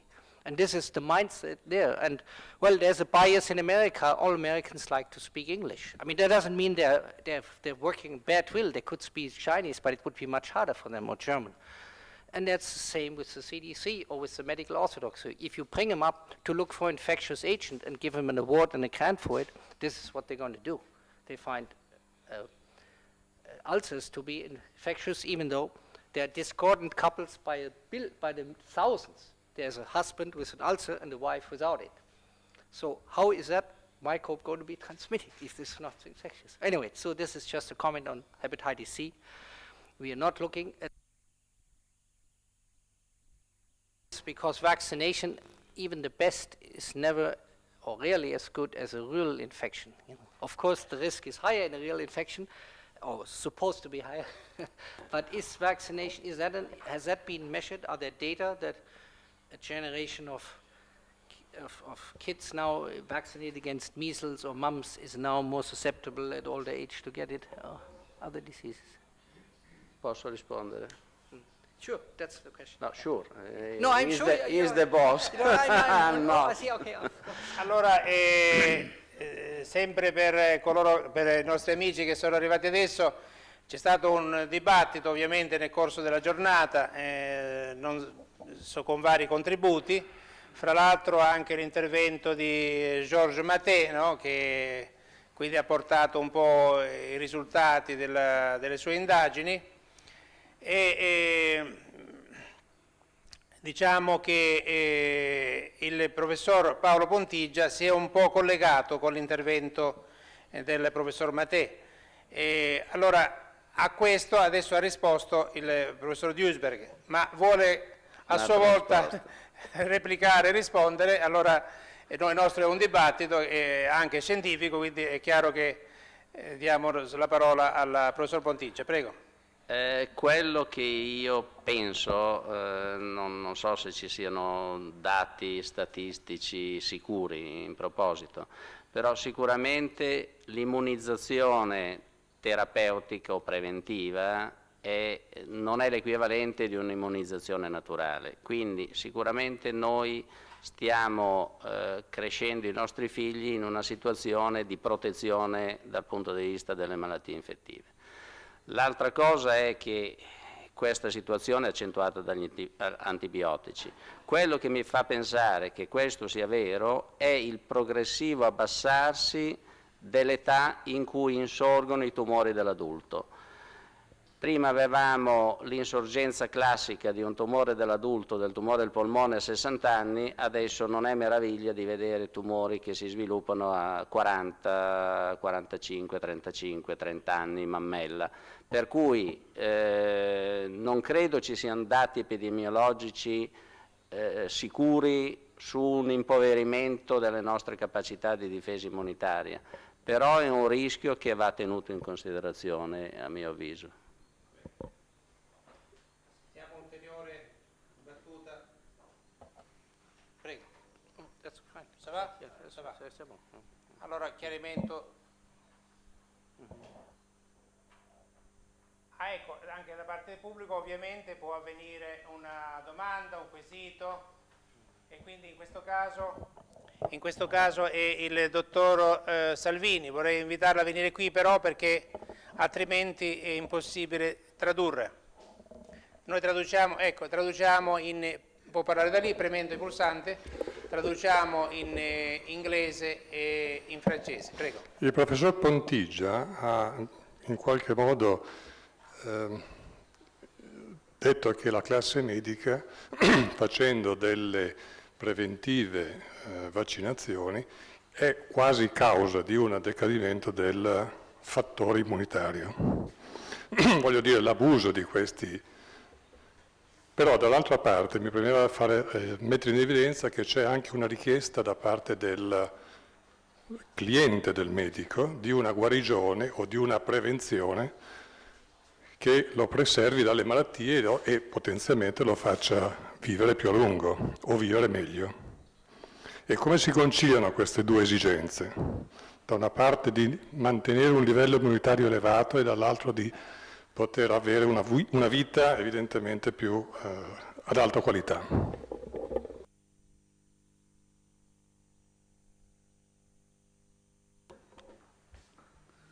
Io non ho detto che siamo responsabili di una diminuzione dell'immunità. Io ho detto che l'immunità che noi assicuriamo con le vaccinazioni è meno efficiente dell'immunità naturale che si acquisisce con un'infezione. E non pensavo tanto alle vaccinazioni che si fanno di routine per la rosolia, per il morbillo o per quel che si vuole. Pensavo al fatto che quando un bambino ha la febbre, e di solito l'origine non è virale ma è batterica, immediatamente scatta la terapia antibiotica e questo è ingiustificato nella stragrande maggioranza dei casi.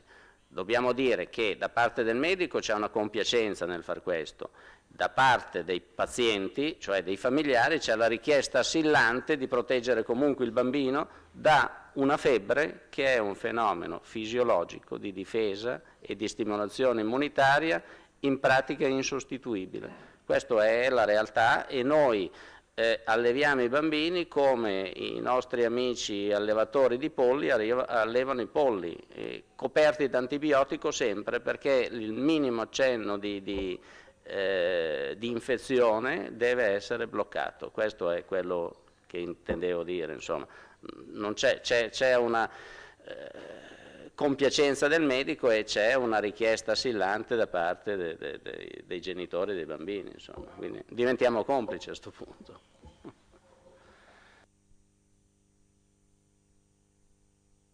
A questo punto passiamo la parola al dottor Borsani, che quindi è assessore alla sanità per la regione Lombardia.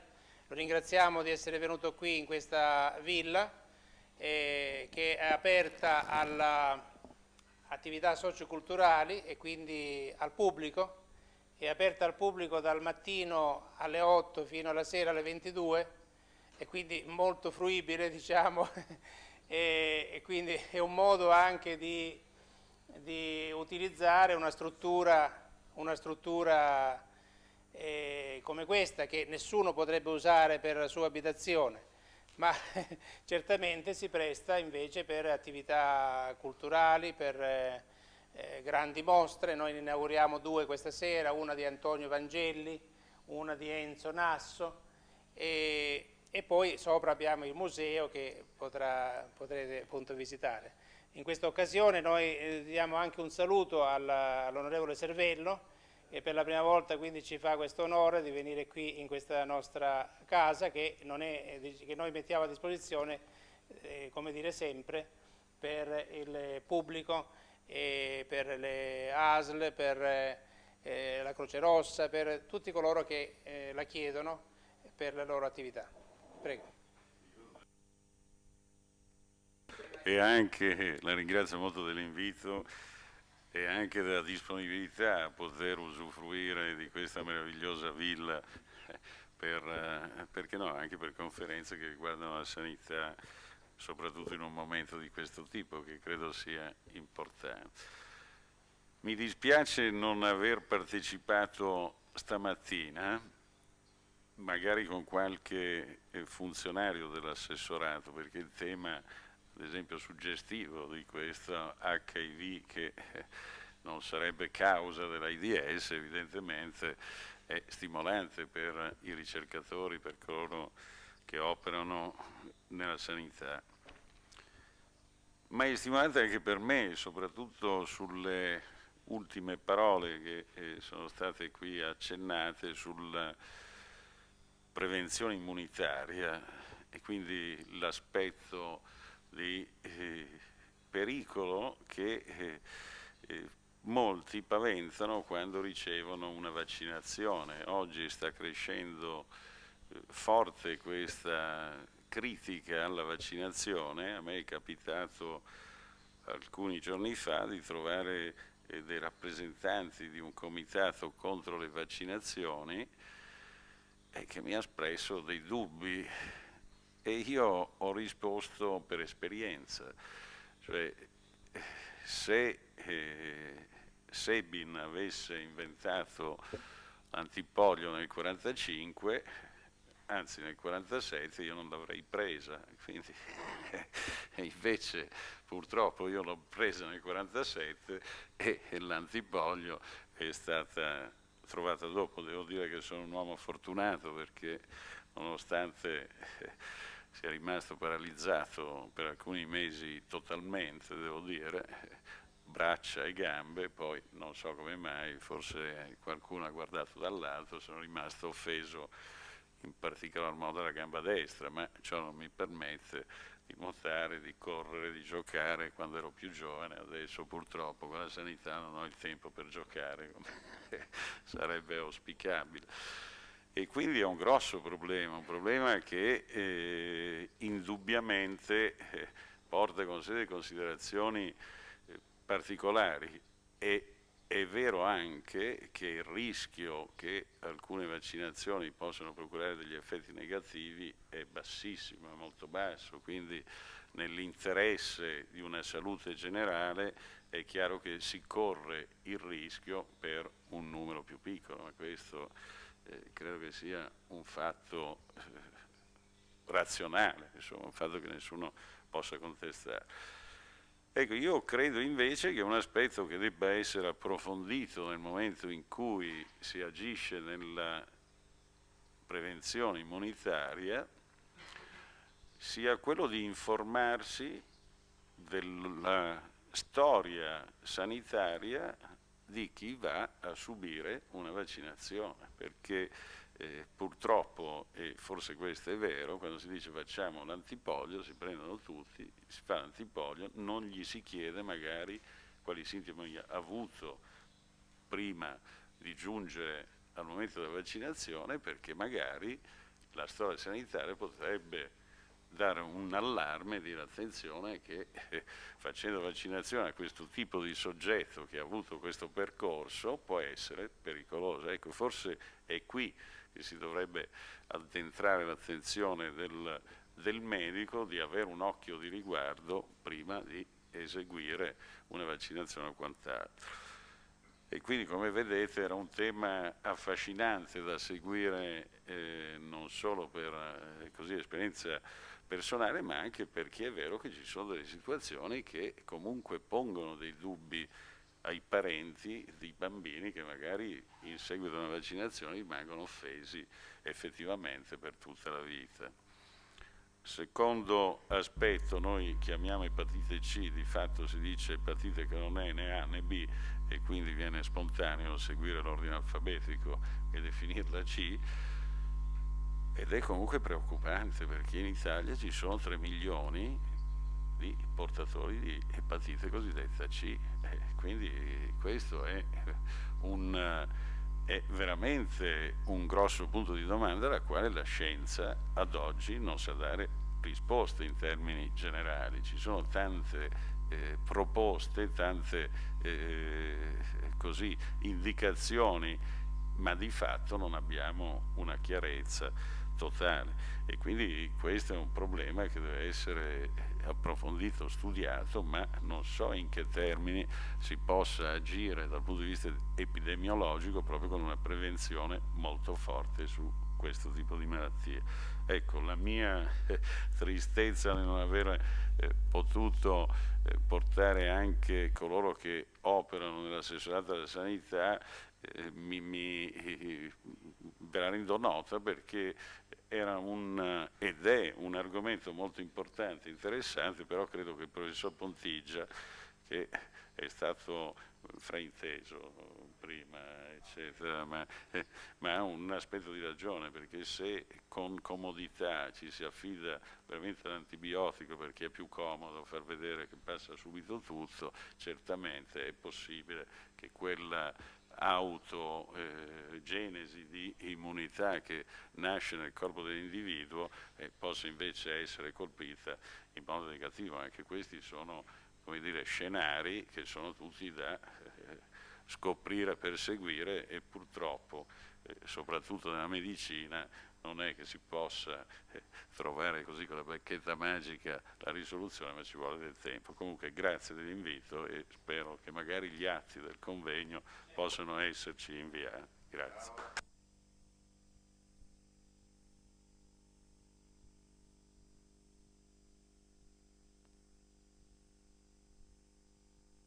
Allora sentiamo se c'è qualche domanda a questo punto. Lei vuole fare una domanda a chi? A Duesberg. Allora si avvicini lì al microfono, quel microfono che sta lì, dica gentilmente il suo nome per gli atti del congresso, sì, se lei lo ritiene. Nicola Tosi. Come? Nicola Tosi. Sì.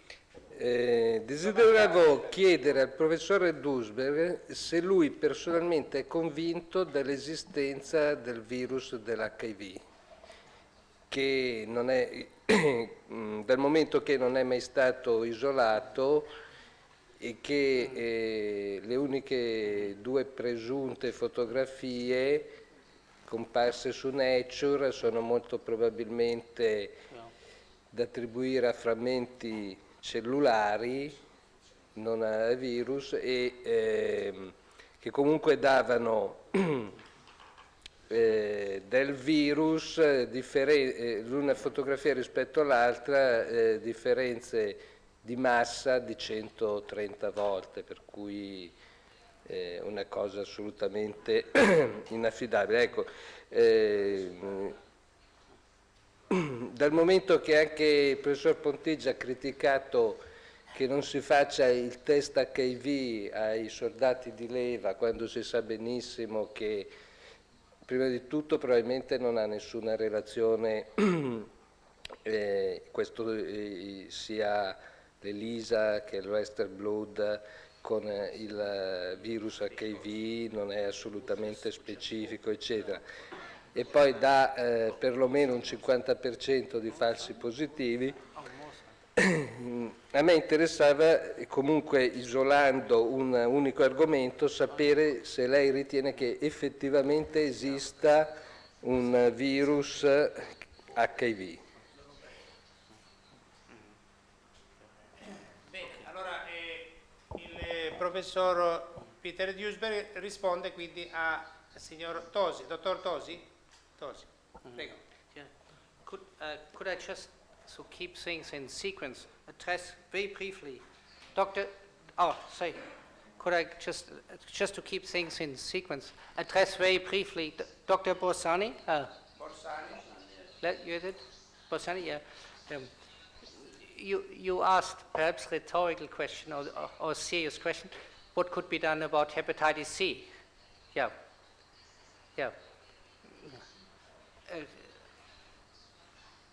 I think I mentioned briefly, I know the statistics from the US, briefly from the Centers for Disease Control, published in the Morbidity Mortality weekly or monthly reports last October.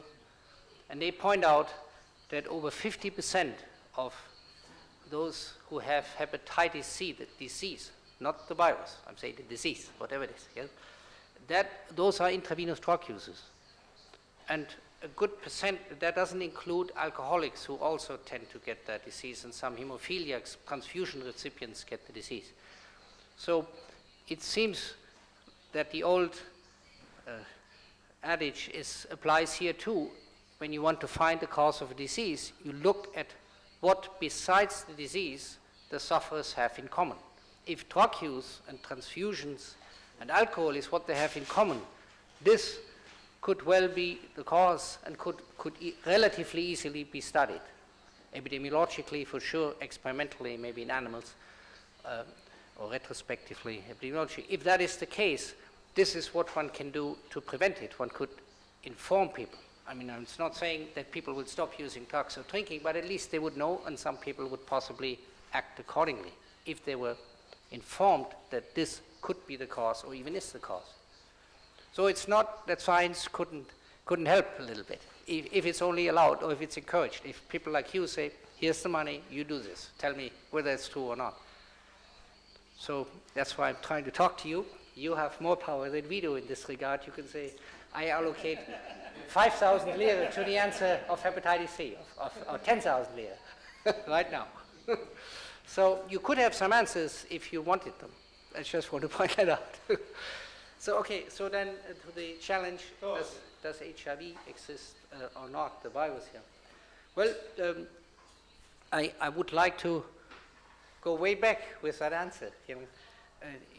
I'm sure you're aware of Koch's postulates, Robert Koch, who discovered the tuberculous, and he defined tuberculous long before this could have been crystallized or looked at in an electron microscope, or at the same time Pasteur demonstrated that rabies was caused by a virus which there was not even an electron microscope available, and the evidence was rather conclusive, not in the absence of complete purification.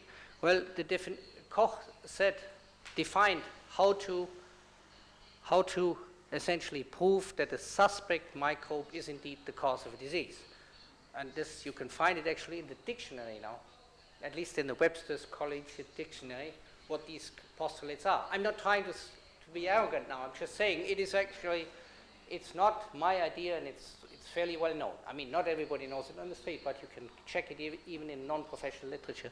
So Koch said, for a microbe to be a plausible candidate for a cause of disease, it should be associated with every case of that disease. Right? And the second postulate was one should be able to isolate it. What he probably didn't clear up perfectly in words is what he meant by isolation is not that it had to be crystallized and free of water and free of everything, but it had to be free of 10 other microbes. Because what used to be done is to find the cause of tuberculosis, they went down with some swipe into the throat or in the lung and looked what's coming out of there. Well, the lung and the mouth is full of microbes, as we all know. Yeah. So it had to, what he said is we have to purify these and show that any one of, or one specific one of them is able possibly now to cause the disease when it's inoculated into an animal or human. So all that he asked for is not that it had to be chemically purified to 99.999% purity, but it had to be free of other possible microbes which could have also caused the disease. And then the last part of the postulates was now injected into an animal, or accidentally or experimentally in a human. You know, ethical considerations aside, now that's science. No? And if that caused the disease, now we know that was enough to identify it as a cause. And with HIV, in fact, the three postulates have been met, except the problem is that it doesn't cause the disease. But its existence is clearly demonstrated, in my opinion. They could isolate something that, as you said, looks like a virus. It's not only in those two Nature papers. There's a group of people in Germany and some others who have made a career out of taking pictures out of HIV. Huntsman in Göttingen and so on, I don't know. And there have been quite a few others who have taken pictures. But taking the picture is not the convincing part of it. But the part is that they said they could isolate such a virus from not all cases of the disease, so they didn't meet Koch's first postulate, but they could isolate that retrovirus. Now they could purify that retrovirus away from other retroviruses or viruses. It was only that. And then they could clone it. In fact, better than ever before in history, molecular cloning is freeing it of any cellular debris, of any viral debris. And then when these clones are introduced into human cells in culture, a virus comes out again that reacts with antibody against HIV. That was work done by Montagnier. That was work done by Ashley Gallo, Robin Weiss, Jay Levy. 4 labs and many others have done it since. Now, it's not my work, and I'm not madly enthusiastic about it. It's about the 3,000th isolation of a retrovirus, since retroviruses have been investigated since the beginning of the century. And it's exactly like the other 3,000. It doesn't cause a disease, because the purified virus doesn't cause a disease. So I'm, from that point of view, satisfied that a virus has been isolated, and it's nothing special. We have dozens of viruses in most animals, and several in humans that are retroviruses. The only problem is, when you take these viruses, they don't cause a disease. See? Does that answer your question? Or? I mean, if it's... Right, yeah, okay. Yeah. Perfetto. Mm-hmm. Sentiamo se c'è qualche altra domanda.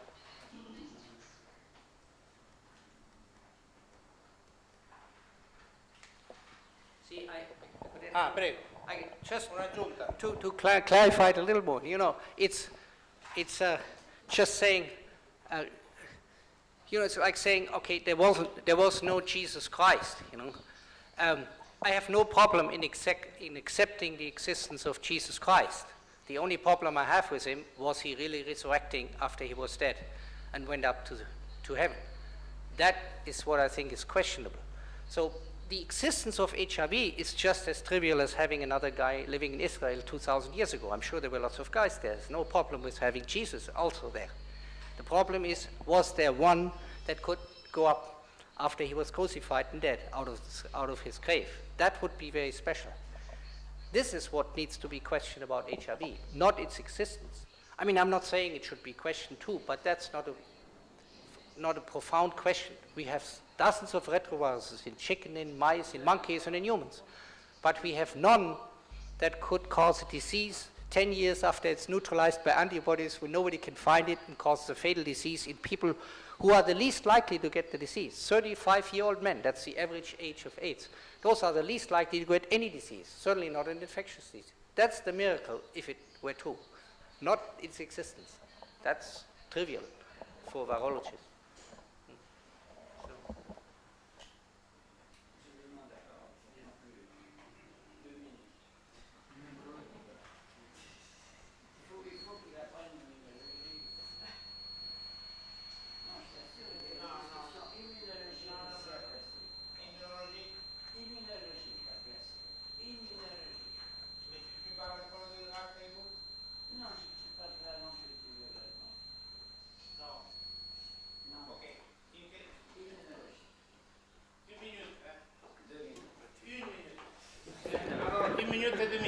If you look on immune cells after HIV is injected, you get a stimulation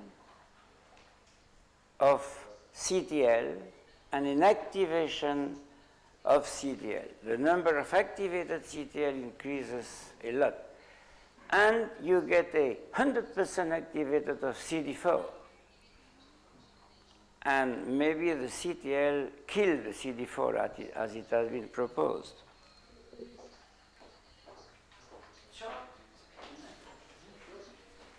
So, yeah. Well, I'm actually more stupefied because I don't really know why you said that. I mean, it's great. I mean, it's good information. But what does that say about the question? Is it, so you agree that it exists as a virus? Is that what you say? Activates your virus. It what, please? It does. The activation of lymphocytes. Yeah, yeah. So you confirm the existence of HIV. The activation of lymphocytes by HIV yeah. activate your viruses, Yeah. herpes 6, EBV, and so on. Okay? Très bien. No, it's good. And here, this activation Yeah.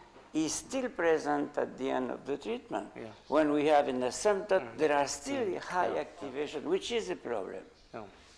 So in the context of the previous question, I take it you support my answer that HIV exists. That was the question. No, One and two give Yeah. induce activation of lymphocytes. oh,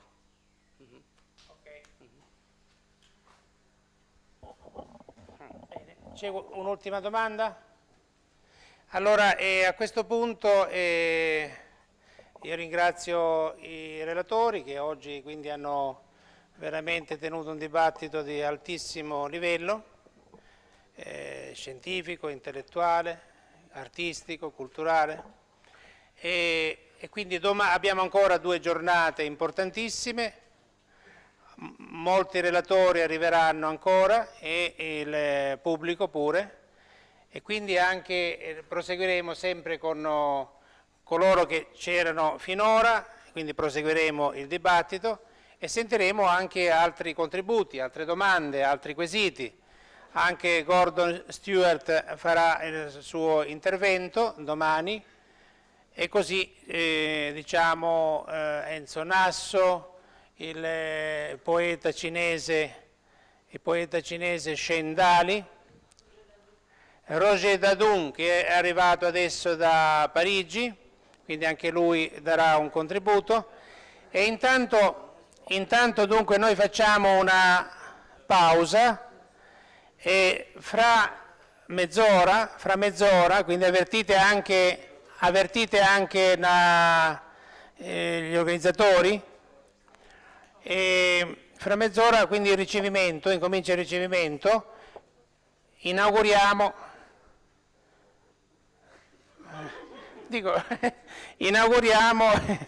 le 2 mostre.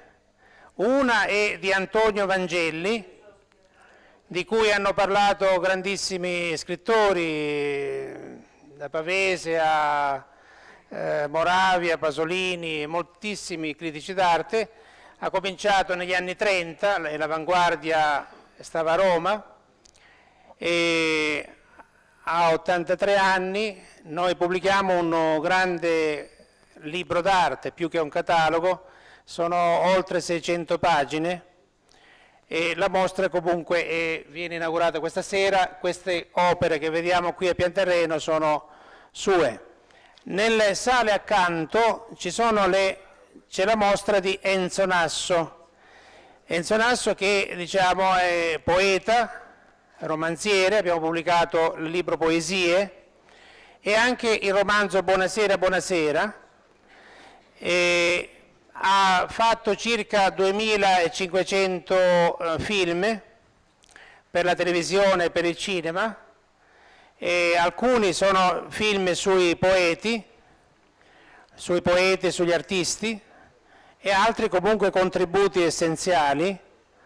È stato giornalista, ha diretto le pagine culturali di Giornale della Sera e del Momento Sera a suo tempo, esatto, è chiaro, e però lui si era sempre esercitato. Negli anni 40 faceva i corazzieri e filastrocche, aveva promosso artisti, promosso intellettuali, promosso scrittori, ma c'era anche una vena, diciamo, artistica, una produzione artistica.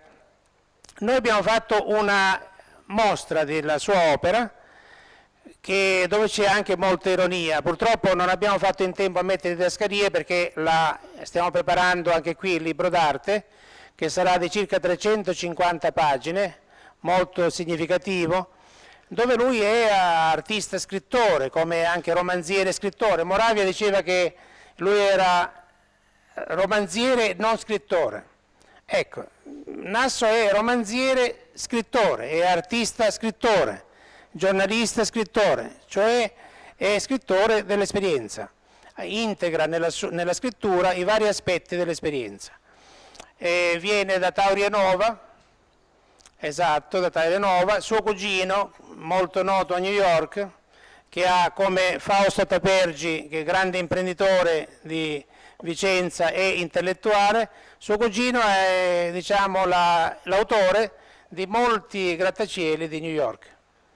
E a New York è noto il cugino, Julius Nasso, invece in Europa, ma anche nelle università americane, bisogna dire, è noto Enzo Nasso. Cogliamo l'occasione di salutare la dottoressa Grimaldi, che ogni tanto si affaccia per venire qui. Vedo. Allora, quindi avremo modo appunto di ammirare la mostra di Enzo Nasso, che è qui. Allora, ancora un ringraziamento all'assessore alla sanità, il dottor Borsani, che noi ammiriamo per tutta l'opera che svolge in Lombardia, che è difficile in un settore delicato, dove ci sono sempre tante insidie, ma vediamo che lui si destreggia magnificamente, e quindi anche di quanto lui fa per la nostra regione, e lo ringraziamo. Grazie, arrivederci.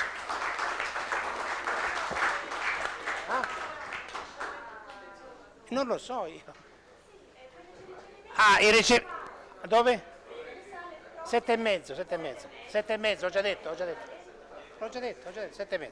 Alle 7:30, no, la mostra è adesso che può essere ammirata, la mostra viene vista subito, bisogna aprire la mostra lì in fondo, invece il ricevimento tra mezz'ora. Grazie.